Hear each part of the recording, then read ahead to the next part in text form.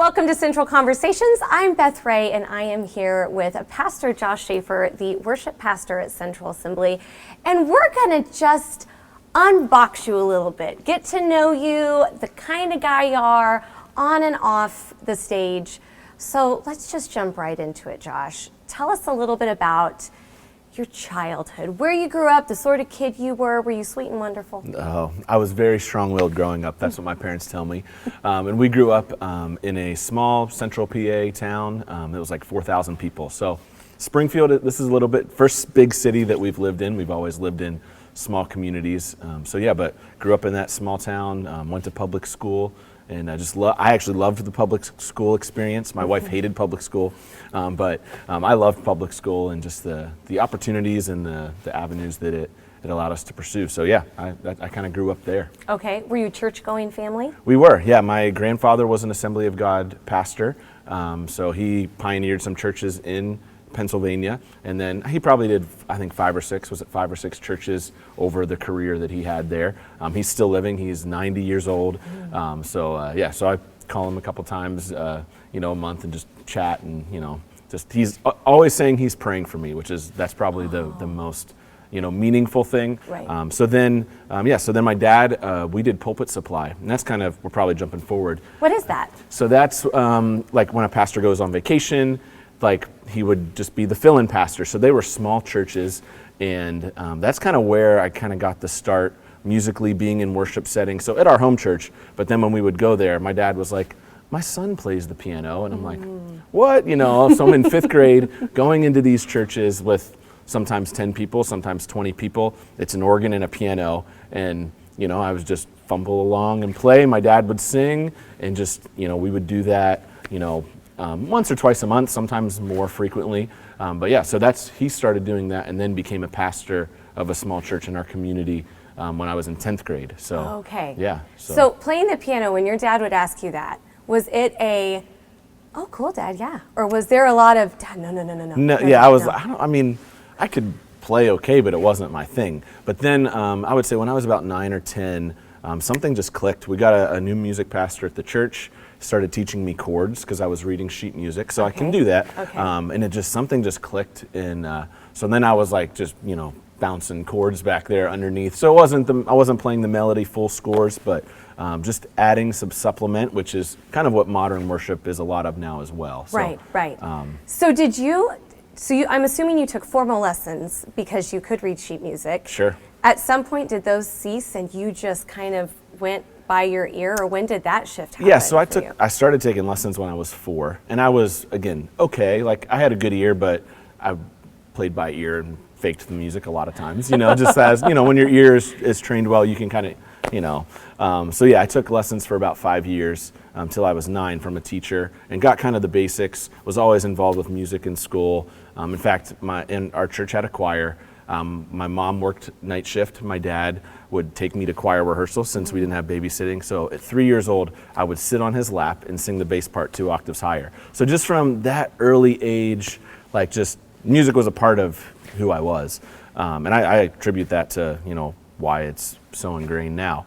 So did that. So then I took lessons that next year when I was 4, and for 5 years, took piano, and then again our music pastor came in and we did a hybrid. So I did the sheet music, the classical style, but then we would do the chords, and pretty quickly started to make that shift towards doing more of the chords, because it was, at that point, it seemed more applicable. Like I could take that and play a song in 10 minutes instead of practicing for hours.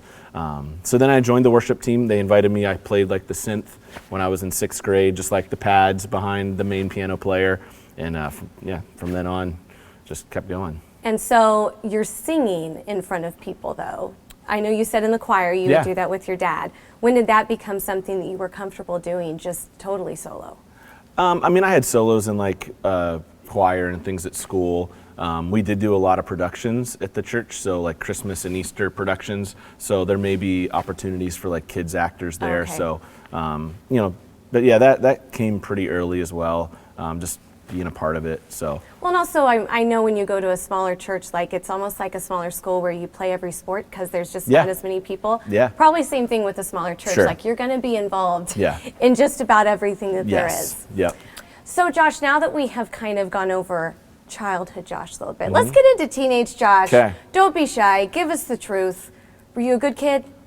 I think that's whenever maybe the switch kind of, happened to, so up until like age 5, 6, I was terrible. Like my mom sat in the back seat, I think. I'm sitting where I want to sit, very stubborn, strong-willed. And then I think I had that switch. Then it was like more of I was so worried to disappoint my parents. So like that teenage years, like if I was doing something wrong, my mom or dad was sitting on the couch. They had this sense about them, like they knew. So I was afraid to do anything wrong because my mom or dad they knew. So. What a relief for them, because as a kid, if you have that sort of child, and you have one now, which we will get into that really spunky, wonderful little thing here in a minute.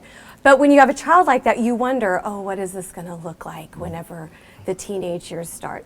Yeah. So it's actually very encouraging to know that, hey, it could flip-flop on you, and they could become very self-aware and worried about disappointing you. Yep. That's very encouraging. Okay, so Keena, your wife, talk to me about knowing who you were through fine arts. So for those of you that don't know fine arts is it's a competition that is based on talent, but it's sermons and it's poetry and it's art and it's singing and it's playing instruments. And if you go on to the next level, you get to go to nationals and all these things. And Keena said you were very involved in fine arts, no surprise. And she actually heard your name through that. When did you hear the name Keena? I mean, I knew of her sisters, like the Yammer sisters, like they would sing and do things, but I don't know that I knew her individually probably until my sophomore year of high school, somewhere around there, 9th, 10th grade. My youth pastor and her brother-in-law were cousins, so would do some joint events, even though they were kind of separate, a couple hours away from each other. So she would come counsel camp and I would sing. I was a student there, and she was there too. So that's kind of when I met Keena, was kind of through that process, and we didn't start dating until college. But my voice changed pretty young. Like I think I was in 5th or 6th grade. So like I was singing my first year at fine arts, and people would be like, "Oh, you're like how old are you?" And I'd be like, "I'm in 6th grade." And they'd be like, "Oh, I thought you were in 9th or 10th grade," based on like what's coming out of your mouth. Right. So Keena and her sisters, I think, saw me when I was in 8th grade at fine arts, and were like, "He's like our age, like." The boy who can sing, and then they found out how old I was, and they were like, we're trying to eat their words back. So, okay, so when it comes to fine arts, because that's a world that anybody that has grown up in the AG is probably very familiar with, and it's something that I remember going to fine arts competitions, and even though I wouldn't necessarily know the competitors, we'll say they were, but you really. You didn't know them personally, but you knew their names. You knew next year, I don't want to miss that performance because that guy's super good or that girl is excellent. I always assumed when I saw people that were that consistently good, surely they're going to go into music. I mean, what other option do they have? Did you ever consider anything else for yourself besides music? Yeah, so I mean, I think that was what my family and just people assumed. So like maybe there was that little bit of a rebel side that like I want to do my own thing. Right. So throw them off for a loop. Right. Yeah. So I really enjoyed sports and athletics. So did play that, and football was probably the thing I was best at. So I had dreamed for playing for Penn State. That was close to us. Joe Paterno and the legacy there, and so that was just always a childhood dream. So I had decided in my mind I was going the football route. I would do music, but like I wanted to pursue this thing. Yeah. And I really felt like the Lord spoke to me after. My sophomore year that I needed to give it up and to go to music. But I loved the identity. I loved just the popularity you got. You have those things like, well, if I ever get on camera, I'll like give the Lord glory. Right. Like I'm going to use this for you. I'll kiss my finger and put it up with every touchdown. But I truly think that this was the Lord's protection. So my sophomore year, I had a shoulder injury, and it had dislocated 13 times throughout the season, and I was still trying to play. And the Lord said, hey, I'm asking you to give this up. Our football team they went to the Western Final that year. It was hard to sit on those sidelines, like cheering them on, throwing the ball in, Right. those kind of things. But so crazy. So that happened. I had the shoulder surgery, took a year off and just rehabbed from the surgery, played basketball my junior year, just in an intramural league to get into shape. And I just started working out with the team again for my senior year. And a rebound was pulled over my head and dislocated my shoulder again. And it was like, okay, God. How many more signs do you need? Yeah, I mean, so it was just like, okay, and my mom the whole time, she was always just like, why are you playing football? Like, if someone steps on your hands or like, oh, sure. That's what the Lord has gifted you with. Stop running from it.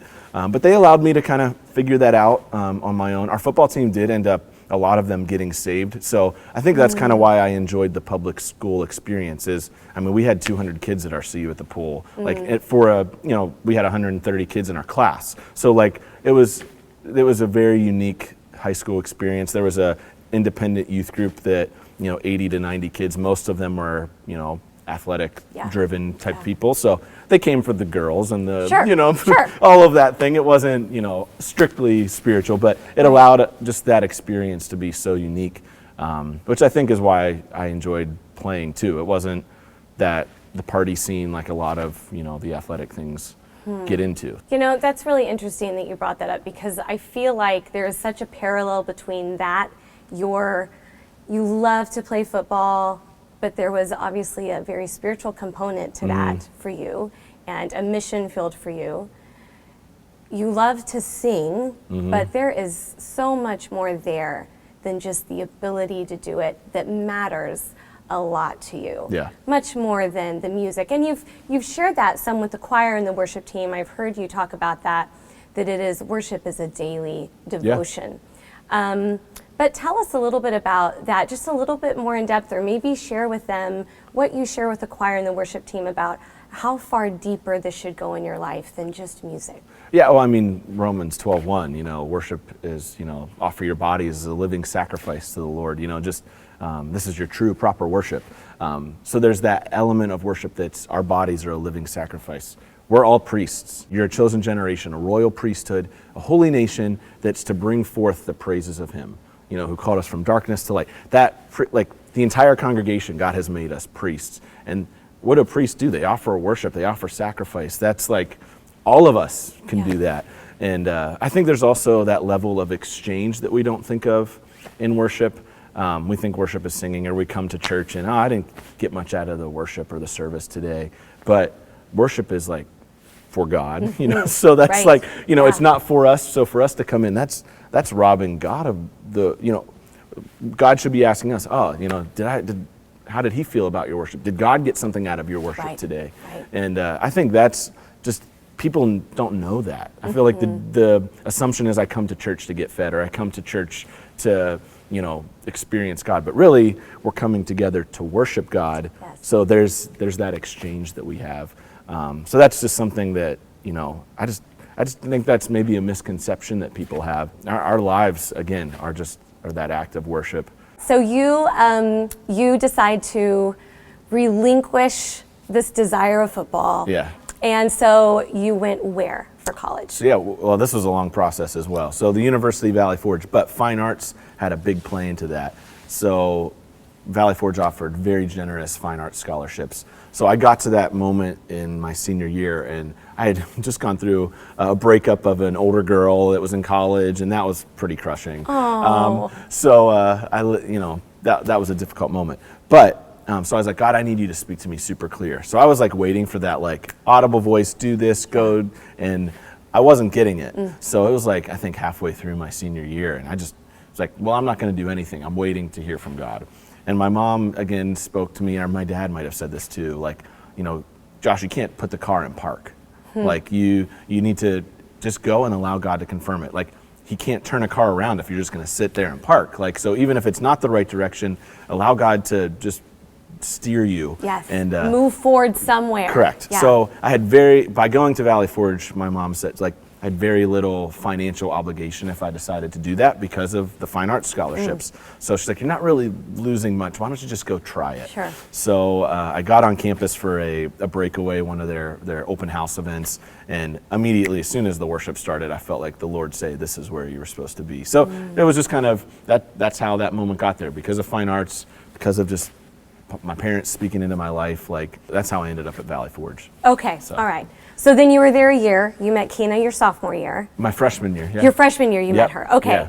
And then how long did you date? And then you got married. Tell me that. Yeah, well, whenever I got there, Kina she wasn't a huge fan of me. She knew me from from high school, and she thought I was a little arrogant. And, Okay. She was dating someone else at the time. So, and I was a little bit of a flirt, I think, my first year on campus. So over Christmas break, I think she had broken up with her boyfriend, and pretty quickly I had felt like the Lord had said to pursue her. But she was like the opposite. She was like, no. Like, I would say, you want to go do homework together? I'd get one word back in the text message, no. Hey, Do you know what I love about this, Josh, is because she told me when you were in fine arts, she was like, everyone was just, oh, Josh Shaffer, have you seen Josh Shaffer? Have you met Josh Shaffer? And the fact that she kind of knew of you, and then having all that in her head, you are asking her to study, and she's like, no. Yeah. That's just awesome. She'd like come to dinner, like, or sit at the cafe, or go out to, like, we used to do Applebee's, like, half price appetizers because we were cheap college kids. Yeah. So she would go to group things like that, but nothing like when walk around campus, wouldn't go to, like, nothing, one-on-one. What broke the ice? What happened? So we were supposed to all go to a movie on campus, and all of her friends backed out or had homework, including her sister went to college with us as well. And she kind of knew her frustrations with me. And so she was like, Keenan, I think it's okay. You can go with him. Yeah. And so we went, and then she's like, oh, you weren't that like arrogant person. Right. I thought you were. So, and then that was, I think, in March of my freshman year. And then we just started, talking and dating that summer. And and then we got engaged a year and a half later. So September of 2009, and then got married in July of 2010. And she has got a heart for counseling, and she's extremely gifted in like art and that sort of thing. Very creative. Yes. So, what did she graduate with? What was her Pastoral degree? Counseling. Pastoral Counseling. Okay. So now we're fast forwarding. You have 2 kids. Tell us how they made their way into your life. Sure.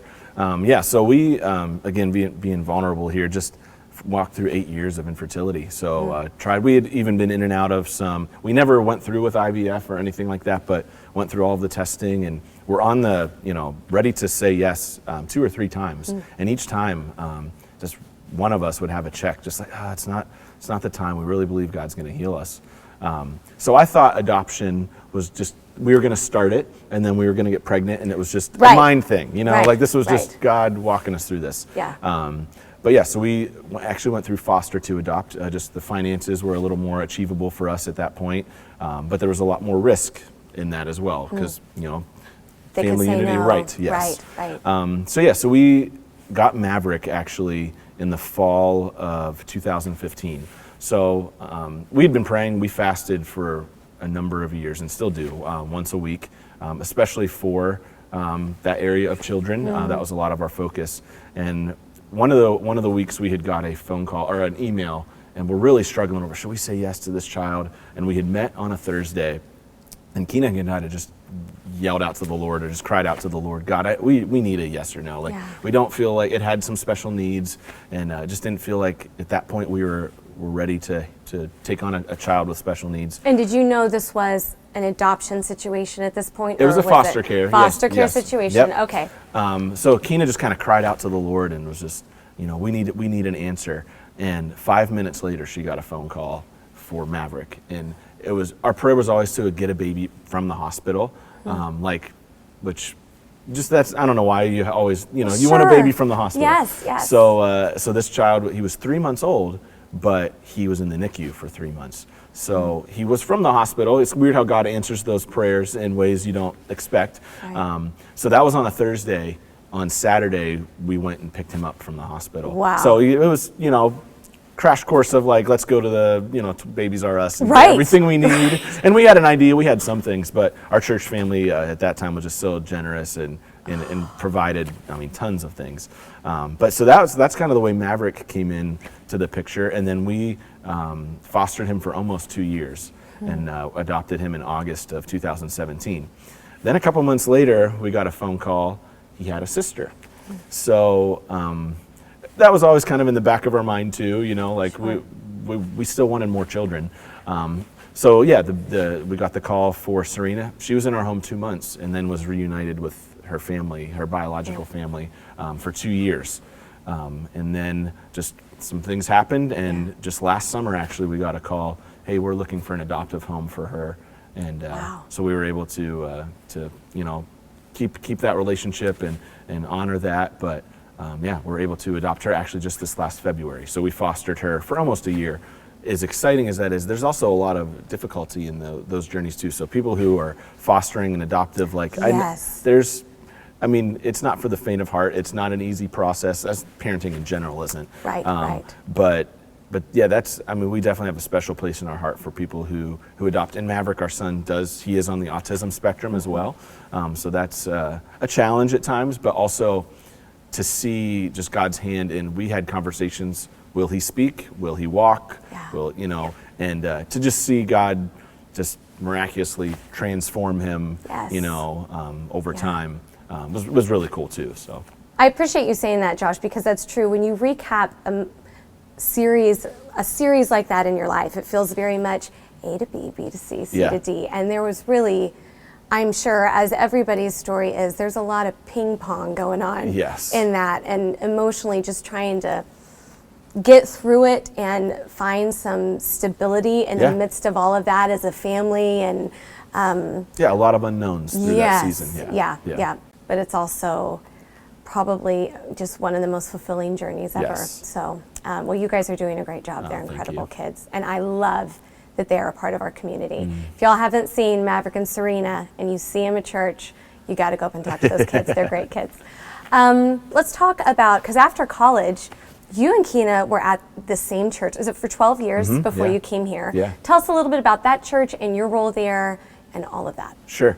The way that kind of took about, it's kind of crazy. My grandfather had pastored that church in the late 80s. Wow. And we had come through on a choir tour. Our concert choir from Valley Forge came in for a service and just did the ministry for the service that day. And then I had done a song at the end for altar ministry, played piano and sang and kind of led that. And during the week, the pastor called me and was like, hey, we're looking for a worship leader. Do you have any interest in this? And initially I had kind of said no, because just of the commitments at the college. But the crazy thing was, on the way home from the bus that day, on the bus coming back from choir, I called my dad and I was like, hey, we were at Pap's old church today. Like, it felt awesome. Like, it just had a great feel. I could see myself like being at that church someday. I had a pretty full plate with ministry teams and choir, so I was gone 2 to 3 times a month anyway. Right. So it's not possible. He was like, so I told him that. I can only come 1 to 2 times a month. Yeah. So I just don't think it'll work out right now. He's like, I'll take what you can get, or what we can get. So I was like, so I couldn't. I tried to say no and couldn't. Right. So, and then from that point forward, just like being there, they hired me full time. Then I was just part time till I graduated college. And it just, we just felt God's hand throughout that entire season. Just was the president of Pastoral Counseling in our community, so was very involved. Keena had opened a pregnancy center in that town through CareNet. It was just, we loved being there. We're very involved. And it had been home for the past 12 years. So now you've come to Central. And tell me if I'm wrong, Josh, I feel like just listening to your story between you getting involved in what your dad was doing and doing, what was it, Pulpit Supply. Pulpit Supply. Yeah. I keep thinking that has something to do with making sure there's pins on the pulpit and stuff. That's not it. Yeah. Anyway, but your involvement in Pulpit Supply and then fine arts and then going to your grandfather's church that he had planted and then coming to Central, which is an amazing place, but so interesting in its makeup, in its history, all of those things. I feel like your life has been just surrounded by expectation, and I feel like expectations can often cripple people, make them afraid. You seem to have just blasted through that or not noticed it. Which one is it? What do you think? I think we knew without a shadow of a doubt, like, this is where God had called us. So, and that's where we felt his faithfulness in every step of our journey. We try not to move without that leading, but take the risk if we feel like that's what he's doing. So through prayer and fasting. And I think that's probably what allowed us to come here. Because I mean, I moved my family 15 hours across the country, you know. Right. Away from family. Away from family. Yes. I mean, we knew of a few people here, but you know, there wasn't too many connections per se in Springfield. But yeah, I think that is probably what's fueled and is kind of crushed those expectations. It's just like, you know, if God's planted me here, like, and in fact, whenever we were through the candidate or interview process, Pastor Jim kind of shared his story. And in Acts 20, there's a scripture that this was very instrumental in him coming back to Central. Feed and shepherd my church that I bought with my own blood and appointed leaders to lead. And while we were here, I really felt like God saying, Josh, I've given you the giftings and abilities that Central needs for this time. And how could I say no to that? You know, I mean, very clearly in the middle of the night while we were here, the Lord spoke that to me and used Pastor Jim, you know, to kind of pry on that. Because, I mean, Central is a different place. I mean, let's be honest. You know, it is just a melting pot of so many different, like, I wouldn't say cultures, but just, you know, expectations. Sure. And, you know, to be involved with that, I mean, I needed to know it was the Lord, but he also said there's something so special and unique, and I want to be a part of that. I mean, God is moving, you can sense it. And so I think it's not so much those expectations that I'm worried about, but just like, I know God's called me here, and you better be faithful, God. That's kind of what's in my head, because, you know, I've trusted you, and I know he will be. You know, you have mentioned to the choir and the worship team that if there's anything that you would love to give them and the congregation, it is a taste of heaven. And I was thinking about that actually on the way here to interview you, and I thought about that moment that we get to hear heaven worship. Will I be able to even sing? Listening to the praises of people and having that moment of, this does really feel like a little taste of heaven. I feel like I sense that in you when you lead, because you're not always singing. Even when you're supposed to sing lead, there are times where you just put that mic down and you just listen. And is there an element of that for you where you just feel fed by that taste of heaven and listening to other people lift up his name and not listening to your own voice? I mean, we have a pretty unique experience, I feel like, here with, I mean, a wall of sound behind us with the choir. I mean, what church has 60, 70, 80 people in a choir, you know, especially today. It's very special. And then we have the congregation, who's a very vocal congregation as well. So where I'm at is kind of the sweet spot of just like this, you know, both sides, like, you know, it really does feel like heaven. Like, you cannot get out of this moment. And I think that worship, the words, the songs we sing, is just an element to help facilitate that worship. So to me, some of the most powerful worship moments I've been in, there isn't a song being sung. There might be some music or but it's just that there's a reflection, there's your own words, like those songs that we sing off the screener. Somebody else wrote those, and it helps us get to that place of worship. But man, true worship is whenever it's not just about the words you're singing from the screen. It's like your personal, you engage in that moment. So for me, sometimes that's like, to fully engage in this moment, I don't want to stomp on it by singing. You know? I want to just, you know, there's that moment of just, God, you're so good and faithful, and man, this sounds like heaven, you know? So, Now you have a ministry that incorporates just about any instrument you can imagine, and you've got a lot of people in the congregation that are very musical, that love to play, people that love to sing. Is that overwhelming? I think that's the beauty of Central, is you have all of the ability to do all of that. You know, and again, if we do one style all the time, I'll get bored of it. I think that's, you know, the eclecticness is gonna just work in our favor. And I think it's a place where we say it all the time, just multi-generations. Like, Central is multi-generational. We have the oldest to the youngest, and all that's in worship. One service. All I mean, in one we do two services, but there is no, our, you know, people that like more traditional go to this one, and people that like more contemporary. We are all in one. We're a one-stop shop.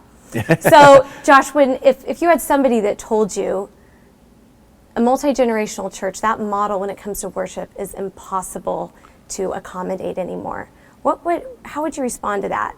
well, what are you going to do in heaven? You know, like, I mean, That's a great response. so, we're in trouble, you know, right? How does that work? So Right. yeah, I mean, and I think even in our culture, you know, not to go down that right, but just there's an acceptance and I don't want to use the word, not a tolerance, but it's a beautiful thing, like to have all generations together. Yes. I mean, why would you not want that? You know, I think there's wisdom to be gleaned and learned, you know, from the young and the old, going both ways, you know. Yeah. So yeah, I think it absolutely, I think that has to happen, you know, in some levels. So as far as our choir goes, Yeah. because the choir has been such a huge part of Central from the beginning of Central. I mean, it has just been a really big part of our church. Their role in the services is now adding dynamics and choral elements for the entire worship set, from the beginning of the song service until it's over. What is your purpose in that, or what is your thinking in that role as far as, or the reason that you would put them in that place as opposed to just the people out in the front leading? Yeah, well, I think it again goes to that model of worship. If you can get another 60, 70, 80 people on stage just modeling how to worship, I mean, and then with that, the sound you get from that, I think it fuels one another. Yes. So when the choir sings loud, the church is singing loud. When the church is singing loud, the choir is singing. And there's an engagement that happens that if the choir wasn't there, that doesn't happen to that dynamic. And I think that's been so instrumental in our services and just, you know, hearing the congregation sing, but it's fueled by hearing the choir sing and just how that all kind of goes hand in hand. I had somebody tell me a couple weeks ago, they said, I'm a very quiet worshiper, but I'm singing louder than I ever have. And he said that I really do feel like it's because I feel like the choir is me. And it was so amazing to hear that. And I just thought, man, you really don't know. And then the people in the congregation, they don't know how much they bless the choir. Yeah. It is like we are two choirs really there for each other to lift up Jesus. So let me just ask you this one question to close. What do you want for Central? You know, I want to be honoring, listen to the Holy Spirit and then follow that direction. So God, what you have for Central, I want to be a part of that and not take from it or add to it. Like, this is where we need to be, and I don't want to go ahead of you and just plan and do, but I also don't want to be timid, you know. So I think you know, right in that. I mean, Central's a big ship, you know, and you know, there's lots of value that is here within these walls that can go to bless the nations. And I really feel like God has given us, you know, a unique lane or a unique sound, a unique opportunity, and I want to be that. I don't want to pattern that off of something else just because it's the cool thing or the hip thing or what's working, because I think there's something special for Central, and we're still kind of figuring that out, but I know that there's just something unique here. I can't wait for Christmas to just, you know, the orchestra, the choir, you know, and just to see how that even plays into where God's taking us, because I think that both of those things are so key to where we're going, and we're figuring out together. All right, Josh, speaking of Christmas, tell us what we have to look forward to. Sure. Yeah, so we're working on Festival of Christmas right now. That'll be on December 5th. That'll be our big choir orchestra. We are working to make that a little bit more of a family experience. So have Debbie doing our kids choir. So they're going to do a joint number with the adult choir as well. So that's going to be a lot of fun. We're going to do some new things, but we're also going to have that traditional moment as well with some of what we've done. It's just going to be, a lot of fun, a lot of excitement. Just want it to feel like Christmas, but then the candlelight, the worship experience, just really come together around the birth of Christ, and just a lot of fun stuff musically. So. Okay, so Josh, that all sounds great. If there are people that are watching that love music, maybe they played an instrument before, or maybe they sing, and they would like to get involved, is it too late for them to do that? And if not, how do they do that? Yeah, absolutely not. We're just beginning to start preparations for the Christmas season. So October 13th is kind of our kickoff. So 6:45 in the choir room. You don't have to be a member of the church. You don't have to be any of those things. Just come out to the choir room and we'll get you plugged in, get you a folder, get you a music.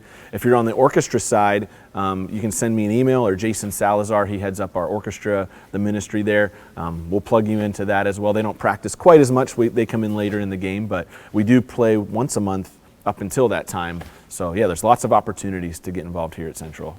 Thank you, Josh, so much. This has been awesome. Yeah, it's been I feel fun. like we've gotten to know each other. You've gotten to know Josh. I hope you all have enjoyed it. Thank you so much for joining us for this version of Central Conversations.